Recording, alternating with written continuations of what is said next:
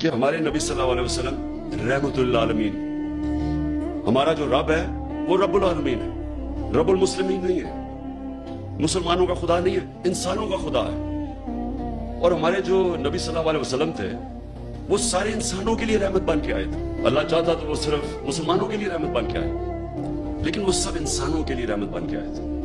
اس کا کیا مطلب ہے؟ اس کا مطلب یہ ہے کہ جب اللہ ہمیں حکم کرتا ہے کہ نبی صلی اللہ علیہ وسلم کی شریعہ پہ چلو، ان کی سنت پہ چلو، تو وہ ہماری بہتری کے لیے اللہ کہتا ہے۔ یہ میں آپ کو پھر بتا رہا ہوں کہ یہ میں اپنے زندگی کے تجربے سے ان چیزوں پہ پہنچا، ان نتیجوں پہ پہنچا کہ جب اللہ حکم کرتا ہے کہ ان کی زندگی سے سیکھو، ان کی سنت پہ چلو، تو اللہ کیا کہہ رہا ہے؟ اللہ ہمیں کیا، کیونکہ ہمارے سے پیار کرتا ہے، اللہ وہ اپنی مخلوق سے سب سے زیادہ پیار کرتا ہے، تو وہ ہمیں وہ راستہ دکھا رہا ہے جو راستہ انسان کے عروج کا ہے، کیونکہ دنیا کی تاریخ میں نہ کوئی وہ انسان اس عروج پہ پہنچ سکتا ہے، نہ کبھی پہنچے گا